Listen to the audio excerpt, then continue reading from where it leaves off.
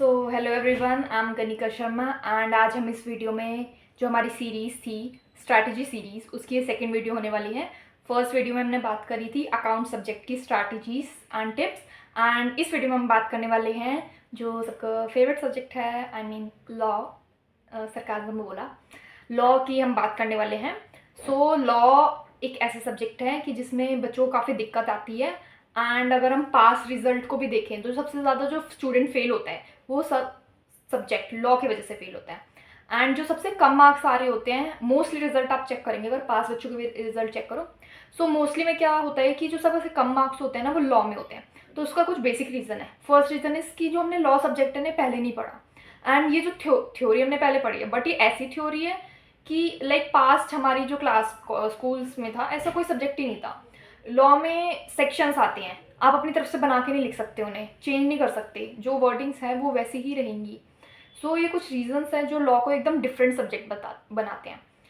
इस वीडियो में मैं आपको अपने पर्सनल एक्सपीरियंस जो मैंने फाउंडेशन में लगा कि हाँ ये टिप्स और ये आप ऐसे फॉलो करेंगे तो लॉ आपको थोड़ा सा ईजी लगेगा। वही स्ट्रैटेजीज एंड टिप्स इसमें इस वीडियो में बताने वाली हूँ।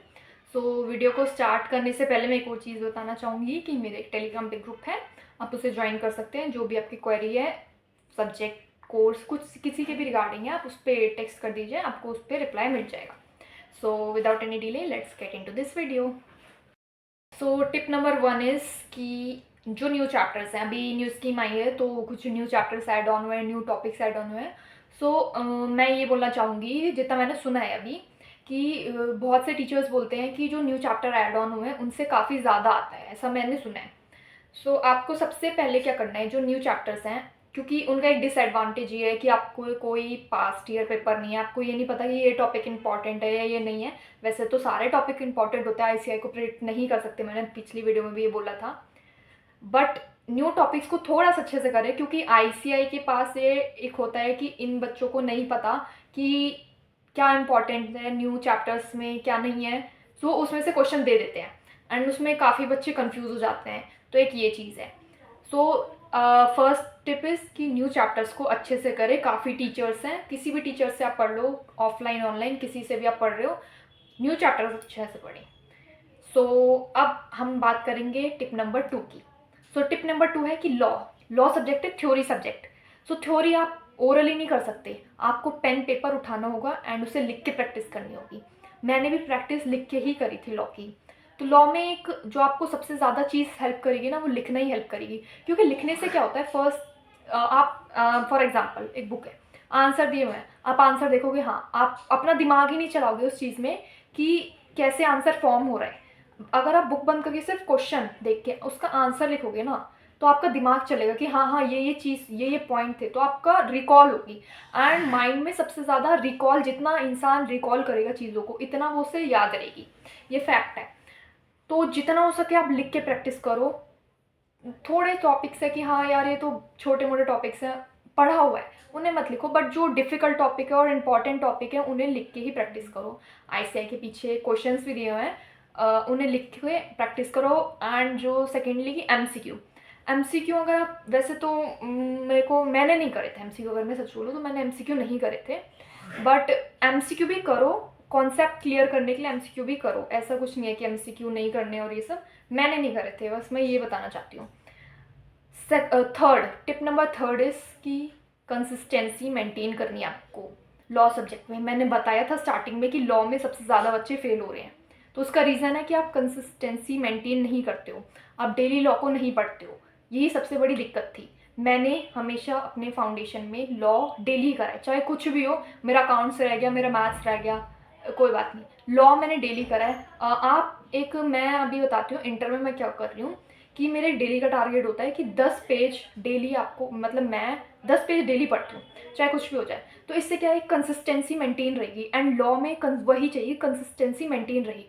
क्योंकि आपने लॉ बीच में छोड़ा, आप पीछे का सारा भूल जाओगे।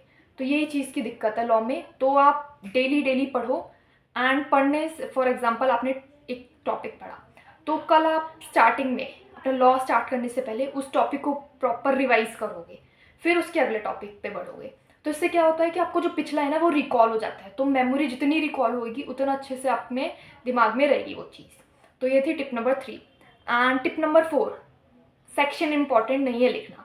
अगर आपको एग्ज़ाम में सेक्शन आ रहे हैं, वेल एंड गुड, लिख दीजिए। अगर श्योर हो तो ही लिखिए, अगर आप श्योर नहीं हो तो सेक्शन बिल्कुल भी मत लिखिए लॉ में। सो ये चीज़ मैंने नहीं लिखे थे, सच बताऊँ तो मैंने कोई सेक्शन नहीं लिखे पूरे पेपर में लॉ में। इम्पॉर्टेंट नहीं है, नहीं लिखोगे चलेगा। सो ये था लॉ के लिए। सो 5th पॉइंट है हमारा PYQ, RTP, MTP जो भी है लॉ की सारी वही करें। एक्स्ट्रा बुक की कोई नीड नहीं है, जो आपके पास ICI है सिर्फ उसे ही पढ़ें, कोई एक्स्ट्रा बुक की नीड नहीं है। एक्स्ट्रा क्वेश्चन चाहिए आपको, PYQ RTP करो, सारे साइट पे अवेलेबल है। सो आई डोंट थिंक सो कोई एक्स्ट्रा बुक्स या फिर एक्स्ट्रा नोट्स आपने खुद बनाए। नोट्स दूसरों के नोट्स को ना ही रेफर करें, तो खुद के नोट्स ज़्यादा इफेक्टिव होते हैं, दूसरों के इतने इफेक्टिव नहीं लगते क्योंकि आपने सोच के बनाए वो नोट्स कुछ। सो 5th टिप्स थी ये। एंड 6th टिप वही है कि कोई एक्स्ट्रा बुक ना ले, कोई भी एक्स्ट्रा बुक ना ले, सिर्फ ICI ले। बर्डन क्यों बढ़ाना, जब ICI ने आपको बुक दी है तो कुछ सोच के ही दी है ना, आप क्यों एक्स्ट्रा बुक दूसरों की लेते हैं। दूसरे टीचर्स के एक्स्ट्रा बुक लेने का कोई फ़ायदा नहीं है, सिर्फ ICI पढ़ो, वही भगवान है और कुछ नहीं है। देन जो हमारा अब नेक्स्ट चीज़ आती है पॉइंट, नेक्स्ट पॉइंट इज़ कि वही कंसिस्टेंसी मेंटेन रखनी है आपको, बीच में नहीं छोड़ना है बिल्कुल भी। बीच में छोड़ोगे हर चीज़ पूरे मेस्ड अप हो जाएंगी, आप पास्ट की चीज़ें भूल जाओगे, कोई फ़ायदा नहीं है बीच में छोड़ के। देन डरना नहीं है, सब्जेक्ट है, नॉर्मल सब्जेक्ट है। आपने न्यू काफ़ी अकाउंट्स पहले आप नहीं जानते थे अकाउंट सब्जेक्ट को, बट स्टिल आपने पढ़ा ना, ऐसी लॉ है, आपने नहीं जानते थे इस सब्जेक्ट को बट अब आप इससे गो थ्रू हो जाएंगे, कोई दिक्कत वाली बात नहीं है लॉ में। धीरे धीरे कंसिस्टेंसी रखिए, हर चीज़ हो जाएगी। बार बार एक टॉपिक को पढ़ना है, बीच में नहीं छोड़ना है कुछ भी, बार बार जितना रिकॉल करोगे उतना आपकी चीज़ें माइंड में रहेंगी। सो वही है। एंड एक टीचर पे स्टिक रहो, ऐसा नहीं है कि एक दिन आप एक टीचर से पढ़ रहे हो, एक दिन एक टीचर से, जिस पे जो समझ आ रहा है उसी टीचर पे स्टिक रहो। कोई ज़रूरत नहीं है इधर उधर टीचर बदलने की, जितना हो सके उतना डीप जाके पढ़ो। सेक्शंस नहीं आते छोड़ दो, कोई दिक्कत वाली बात नहीं है। सो ये कुछ टिप्स थी जो काफ़ी इंपॉर्टेंट है लॉ सब्जेक्ट के लिए। सो आप इन टिप्स को फॉलो करें एंड आपका काफ़ी अच्छा रिजल्ट आपको देखने का मिलेगा।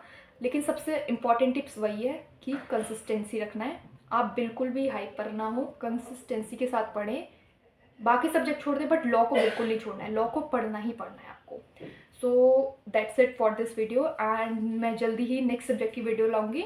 सो hope you will like this video and like share subscribe to my channel. Goodbye, take care.